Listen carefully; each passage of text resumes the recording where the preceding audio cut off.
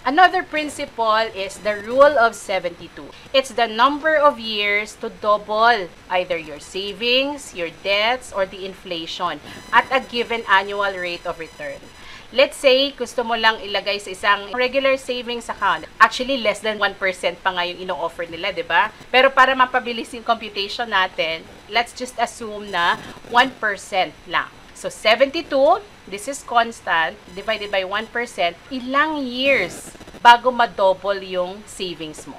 It will take, kasi 1 lang din naman yan, so 72 years din. So, kung nag-save ka ngayon, let's say lang 100,000, para ma-double yung 100,000 mo maging 200,000, how many years? 72 years ang ipag-aantay mo. Marami pa ding Pinoy ang naglalagay lang sa regular savings account, di ba? Kasi hindi sila aware sa ibang investment vehicles. What if naman, meron kang natutunan ngayong session na, uy, meron palang stock market. Pwede ko palang ilagay, i-invest yung pera ko sa stock market and I can potentially, no guarantees to ha, potentially earn 10% per annum ng aking investment.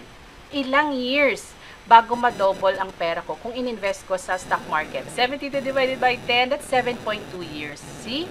7.2 years versus 72 years. So, saan mo ilalagay? Siyempre sa instrument na mas mataas ang interest rate. Diba? I'm not saying na put all your money in the stock market. No. Dapat alam natin yung limits, factors to consider before investing. Dapat alam mo yung goal. Para saan yung pera na yan? Ano yung purpose mo? Pang short term ba yan? Pang medium term o pang long term? Pag long term, pwede nating ilagay sa stock market. Okay? Huwag lahat ilalagay. Kahit baka yung pambayad mo ng bills next month, ipang-invest mo sa stock market. Huwag ganon. Yung rule of 72, hindi lang to nag-work sa savings and investments. It also work para sa mga kautangan natin, for our debts. Alam nyo ba, karamihan ng mga credit card companies ngayon, they offer interest rates na 42% per year.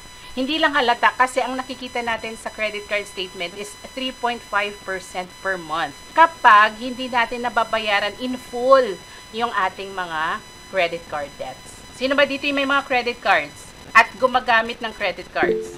I'm sure marami, di ba? Kasi easily accessible ang credit card. Kaya we use it and hopefully binabayaran natin to in full and on or before due date. Mas maganda kung before due date para hindi tayo naaabutan ng mga finance charges, tapos penalties pa.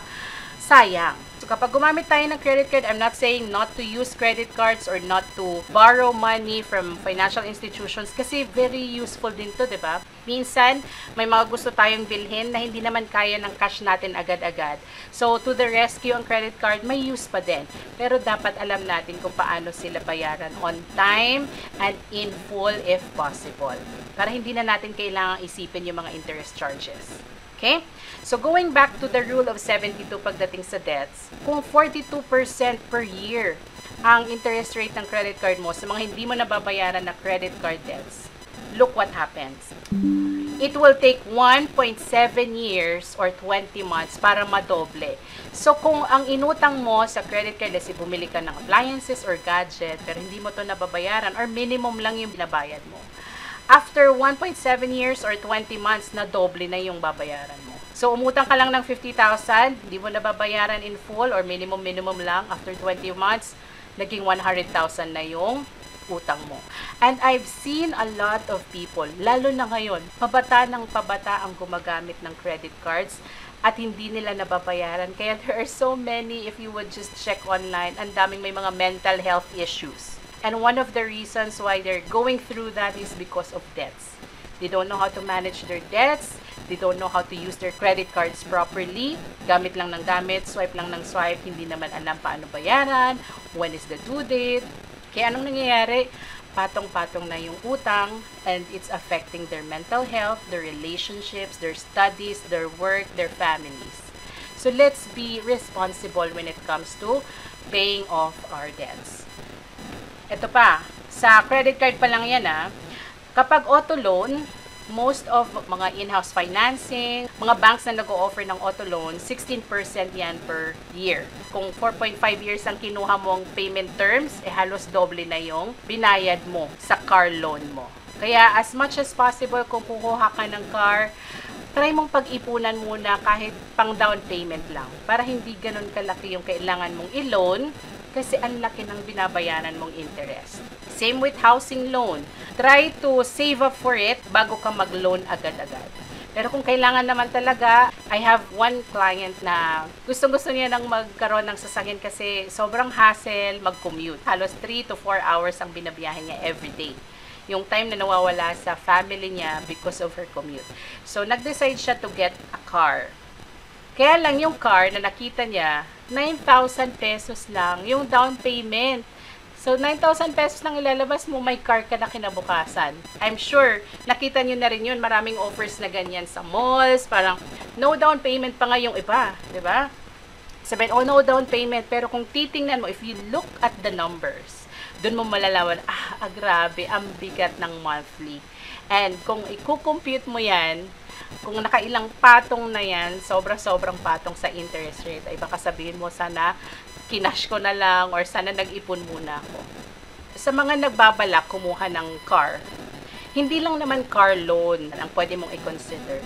Sa in-house financing, almost 16%, 24% pa nga yata, halos 2% na per month yung interest. In-house, madaling ma-approve, pero sobrang taas. Sabi ko, tingnan niya muna sa bangko, kasi sa banks may mga nag-o-offer ng mga car loans, di ba?